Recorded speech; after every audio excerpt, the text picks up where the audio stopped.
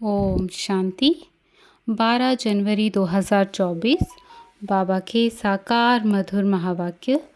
मीठे बच्चे, अपने को आत्मा समझ आत्मा भाई से बात करो। ऐसी दृष्टि पक्की करो तो भूत प्रवेश नहीं करेंगे। जब कोई में भूत देखो तो उससे किनारा कर लो। प्रश्न: बाप का बनने के बाद भी आस्तिक और नास्तिक बच्चे हैं, वह कैसे? उत्तर: आस्तिक वह हैं जो ईश्वरीय कायदों का पालन करते, देही अभिमानी रहने का पुरुषार्थ करते, और नास्तिक वह हैं जो ईश्वरीय कायदों के खिलाफ भूतों के वश हो आपस में लड़ते झगड़ते हैं। दूसरी पॉइंट: आस्तिक बच्चे देह सहित देह के सब संबंधों से बुद्धि योग तोड़ अपने को भाई भाई समझते हैं। नास्तिक देह अभिमान में रहते हैं। ओम शांति। बाबा कहे, पहले पहले बाप बच्चों को समझाते हैं कि हे बच्चे, बुद्धि में सदा यह याद रखो कि शिव बाबा हमारा सुप्रीम बाप भी है, सुप्रीम शिक्षक भी है, सुप्रीम सतगुरु भी है। यह पहले पहले बुद्धि में ज़रूर आना चाहिए। हर एक अपने को जान सकते हैं कि हमारी बुद्धि में आया व नहीं। अगर बुद्धि में आता तो आस्तिक हैं, नहीं आता है तो नास्तिक हैं। स्टूडेंट की बुद्धि में फट से आ जाना चाहिए कि टीचर आया है। घर में रहते हैं तो वह भूल जाता है। उस रुहाव से बहुत कोई मुश्किल समझते हैं कि हमारा सुप्रीम बाबा आया हुआ है। वह टीचर भी है और वापस ले जाने वाला सतगुरु भी है। याद आने से खुशी का पारा चढ़ेगा, नहीं तो अपने ही दुख दर्द दुनिया की छीछी बातों में भिन्न भिन्न ख्यालात में बैठे रहते हैं। दूसरी बात, बहुत करके बच्चों से पूछते हैं कि विनाश में बाकी कितना समय है। बोलो, यह पूछने की बात नहीं है। पहले तो यह हमको किसने समझाया है उनको जानो। पहले बाप का परिचय दो। आदत पड़ी हुई होगी तो समझाएंगे, नहीं तो भूल जाएंगे। बाप कितना कहते हैं, अपने को आत्मा समझो, दूसरे को आत्मा की दृष्टि से देखो, परंतु वह दृष्टि नहीं ठहरती। रुपए से एक आना भी मुश्किल बैठता है, जैसे बुद्धि में ठहरता ही नहीं है। यह कोई बाप श्राप नहीं देते हैं, यह तो बाप समझाते हैं कि ज्ञान बहुत ऊंचा है। राजाई स्थापन होती है, रंक से लेकर राव बनते हैं। राव थोड़े बनते हैं, बाकी रंक नंबरवार होते हैं। लास्ट नंबर वाले की बुद्धि में कभी कोई बात बैठ ना सके। तो पहले जब किसको भी समझाते हो तो शिव बाबा का जो 32 गुणों वाला चित्र बनाया है उस पर समझाना चाहिए। उसमें भी लिखा हुआ है सुप्रीम फादर, सुप्रीम टीचर, सतगुरु है। पहले जब यह निश्चय होगा कि समझाने वाला सुप्रीम फादर है तो फिर संशय नहीं लाएंगे। बाप बिगर यह स्थापना कोई कर ना सके। तुम जब समझाते हो कि यह स्थापना हो रही है तो उन्हों की बुद्धि में ये ज़रूर आना चाहिए कि इन्हों को समझाने वाला कोई है। कोई मनुष्य मात्र तो ऐसे कह ना सके कि यह राज्य स्थापन हो रहा है। तो पहले पहले बाप का निश्चय पक्का कराना है। हमको परमात्मा बाप पढ़ाते हैं, यह कोई मनुष्य मत नहीं है, यह ईश्वरीय मत है। नई दुनिया तो ज़रूर बाप द्वारा ही स्थापन होगी। पुरानी दुनिया का विनाश यह भी बाप का ही काम है। यह निश्चय जब तक नहीं होगा तो पूछते ही रहेंगे कि कैसे होता है। इसलिए पहले पहले तो श्रीमत की बात बुद्धि में बिठानी पड़े, तब आगे समझ सकें। नहीं तो मनुष्य मत समझ लेते हैं। हर एक मनुष्य की मत अलग है, मनुष्यों की मत एक हो ना सके। इस समय तुमको मत देने वाला एक ही है। उनकी श्रीमत पर कायदे से चलना वह भी बड़ा मुश्किल है। बाप कहते हैं देही अभिमानी बनो। ऐसा समझो कि हम भाई भाई से बात करते हैं, तो फिर लड़ना झगड़ना कभी हो ना सके। देह अभिमान में आया समझो नास्तिक। देही अभिमानी नहीं है तो वह नास्तिक है। देही अभिमानी बने तो समझो आस्तिक है। देह अभिमान बहुत नुकसान कारक है। ज़रा भी लड़ते झगड़ते हैं तो समझो नास्तिक है। बाप को जानते ही नहीं, क्रोध का भूत है तो नास्तिक ठहरा। बाप के बच्चों में भूत कहाँ से आया? वह आस्तिक नहीं ठहरा। भल कितना भी कहे हमारा बाप में प्यार है, परंतु ईश्वरीय कायदे के खिलाफ बात करते तो उन्हें रावण संप्रदाय का समझना चाहिए। देह अभिमान में है, कोई में भूत देखो व दृष्टि खराब देखो तो हट जाना चाहिए। भूत के आगे खड़ा रहने से भूत की प्रवेशता हो जाएगी। भूत भूत में लड़ पड़ते हैं। भूत आए तो पूरा नास्तिक हैं। देवताएं तो सर्वगुण संपन्न होते हैं, वह गुण नहीं है तो नास्तिक हैं। नास्तिक वर्षा थोड़े ही लेंगे। ज़रा भी खामी नहीं होनी चाहिए, नहीं तो बहुत सजा खाकर प्रजा में जाना पड़ेगा। भूत से दूर रहना चाहिए। भूत का सामना किया तो भूत आ जाएगा। भूत से कभी सामना नहीं किया जाता है, उनसे जास्ती बात भी नहीं करनी चाहिए। बाप कहते हैं यह है भूतों की दुनिया। भूत जब तक निकले नहीं हैं तो सजाएं भी खानी पड़ेंगी, पद भी पा नहीं सकेंगे। लड़ाई तो एक ही है, कोई राव बन जाते हैं, कोई रंक बन जाते हैं। राव की दुनिया थी, अभी रंकों की दुनिया है। सब में भूत हैं। भूत निकालने का पूरा पुरुषार्थ करना चाहिए। बाबा मुरली में बहुत समझाते हैं, किस्म किस्म के स्वभाव होते हैं, बात मत पूछो। तो प्रदर्शनी आदि में पहले पहले बाप का परिचय देना है। बाप कितना लवली है, वह हमको ऐसा देवता बनाते हैं। गायन भी है, मनुष्य से देवता किए। अब बाबा कहे देवताएं थे सतयुग में, तो ज़रूर उनसे पहले कलयुग था।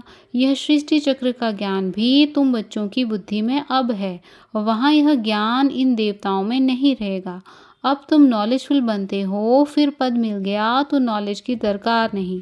यह है बेहद का बाप, जिससे 21 पीढ़ी तुमको स्वर्ग का वर्षा मिलता है।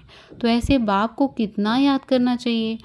बाबा सदैव समझाते हैं कि हमेशा समझो कि शिव बाबा हमको समझा रहे हैं। शिव बाबा इस रथ द्वारा हमको पढ़ा रहे हैं। वह हमारा बाप टीचर गुरु है। यह है बेहद की पढ़ाई। तुम समझते हो पहले हम तुच्छ बुद्धि थे। इस कॉलेज का कोई को ज़रा भी पता नहीं है, इसलिए समझाने के समय अच्छी तरह से घोट घोट कर समझाओ। श्री कृष्ण की तो बात ही नहीं। बाप ने समझाया है श्री कृष्ण का कोई चरित्र है ही नहीं सिवाय शिव बाबा के। ब्रह्मा विष्णु शंकर के भी चरित्र हो ना सके। चरित्र है ही एक का, जो मनुष्य से देवता बनाते हैं, विश्व को हेवन बनाते हैं। तुम उस बाप की श्रीमत पर चलते हो, बाप के मददगार हो। बाप नहीं होता तो तुम कुछ भी कर नहीं सकते। तुम अभी वर्थ नॉट अ पेनी से वर्थ पाउंड बन रहे हो। अब नंबरवार पुरुषार्थ अनुसार तुम सब जान गए हो। तो पहले पहले है बाप का परिचय। सतयुग में देवताओं की बेहद की बादशाही है। उनके राज्य में और कोई था नहीं। अभी तो कलयुग है, कितने ढेर धर्म हैं। यह एक ही आदि सनातन देवी देवता धर्म कब स्थापन हुआ, यह कोई की बुद्धि में नहीं है। तुम बच्चों की भी बुद्धि में नंबरवार पुरुषार्थ अनुसार है। तो पहले बाप की महिमा पर अच्छी तरह से समझाना चाहिए। हम जानते हैं ज़रूर बाप से हमको पहचान मिली है। बाप कहते हैं सर्व का सद्गति दाता भी मैं हूँ। कल्प कल्प मैं तुम बच्चों को राय देता हूँ कि अपने को आत्मा समझो और मुझे याद करो, तो आत्मा पतित से पावन बन जाएगी। आत्म अभिमानी भव। दूसरे को भी आत्मा समझने से तुम्हारी क्रिमिनल आई नहीं होगी। आत्मा ही शरीर द्वारा कर्म करती है। हम आत्मा हैं, यह आत्मा है, यह पक्का करना है। तुम जानते हो पहले पहले हम 100% पावन थे, फिर पतित बने। आत्मा ही बुलाती है कि बाबा आओ। आत्मा का अभिमान पक्का रहना चाहिए और संबंध सब भूल जाने चाहिए। हम आत्मा स्वीट होम में रहने वाली हैं, यहाँ पाठ बजाने आए हैं, यह भी तुम बच्चे ही समझते हो। तुम्हारे में भी नंबरवार हैं जिनको याद रहती है।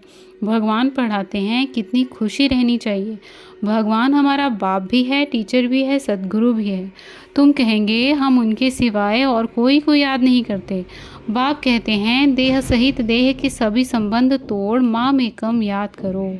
तुम सब ब्रदर्स हो, कोई मानते हैं कोई नहीं मानते हैं, तो समझो नास्तिक हैं। हम शिव बाबा के बच्चे हैं तो पावन होने चाहिए। बाप को बुलाते ही हैं, बाबा आकर हमको पावन विश्व का मालिक बनाओ। सतयुग में तो पावन होने की बात ही नहीं है। पहले तो यह समझो कि यह शिव बाबा है, इनसे नई दुनिया स्थापन होती है। अगर पूछे कि विनाश कब होगा तो बोलो पहले अल्फ को समझो। अल्फ को नहीं समझा तो पीछे की बात बुद्धि में कैसे आएगी। हम सत्य बाप के बच्चे सत्य बोलते हैं। हम कोई मनुष्य के बच्चे नहीं हैं, हम शिव बाबा के बच्चे हैं। भगवान उवाच, भगवान उनको कहा जाता है जो सभी ब्रदर्स का बाप है। मनुष्य अपने को भगवान कहला ना सके, भगवान तो निराकार है, वह बाप टीचर सतगुरु है। कोई मनुष्य बाप टीचर सतगुरु हो ना सके, कोई भी मनुष्य किसकी सदगति कर नहीं सकते, भगवान हो ना सके। बाबा है पतित पावन, पतित बनाता है रावण, बाकी यह सब हैं भक्ति के गुरु। यह भी तुम समझते हो, जो यहाँ आते हैं वे आस्तिक तो बनते हैं, बेहद के बाप पास आकर निश्चय करते हैं यह हमारा बाप टीचर गुरु है। जब कंप्लीट दैवी गुण आ जाएंगे तो लड़ाई भी लगेगी। समय अनुसार तुम खुद समझेंगे कि अब कर्मातीत अवस्था को पहुंच रहे हैं। अभी कर्मातीत अवस्था हुई कहाँ है, अभी बहुत काम है, बहुतों को पैगाम देना है। बाप से वर्षा लेने का तो सबको हक है। अब तो लड़ाई ज़ोर से होगी, फिर यह हॉस्पिटल डॉक्टर आदि कुछ नहीं रहेंगे। बाप बच्चों को सम्मुख समझा रहे हैं कि तुम आत्माएं 84 जन्म शरीर धारण कर अपना पार्ट बजाती हो। किसी के 70-80 जन्म भी होंगे। अभी जाना तो सबको है, विनाश होना ही है। अपवित्र आत्मा जा ना सके। पावन होने के लिए बाप को ज़रूर याद करना है, मेहनत है। 21 जन्मों के लिए स्वर्गवासी बनना है। कोई कम बात है क्या? मनुष्य तो कह देते फलाना स्वर्गवासी हुआ। अरे स्वर्ग है कहाँ, कुछ भी समझते नहीं। तुम बच्चों को बड़ी खुशी रहनी चाहिए कि भगवान हमको पढ़ाते हैं, विश्व का मालिक बनाते हैं। खुशी एक होती है स्थायी, दूसरी होती है अल्पकाल की। पढ़ेंगे पढ़ाएंगे नहीं तो खुशी क्या होगी? आसुरी गुणों को भगाना है। बाप कितना समझाते हैं, कर्म भोग कितना है। जब तक कर्म भोग है तो ये निशानी है, अभी तक कर्मातीत अवस्था हुई नहीं है। अभी मेहनत करनी है, कोई भी माया के तूफान ना आए। बच्चों को ये निश्चय है कि बाप ने हमको अनेक बार मनुष्य से देवता बनाया है। यह बुद्धि में आए तो भी अहो सौभाग्य। यह बेहद का बड़ा स्कूल है, वह होता है हद का छोटा। बाप को तो बहुत तरस पड़ता है, कैसे समझाऊं? कोई से तो अब तक भी भूत नहीं निकले हैं।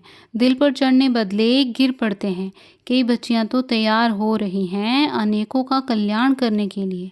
अच्छा, मीठे मीठे सिखिलते बच्चों प्रति माता पिता बाप दादा का याद प्यार और गुड मॉर्निंग।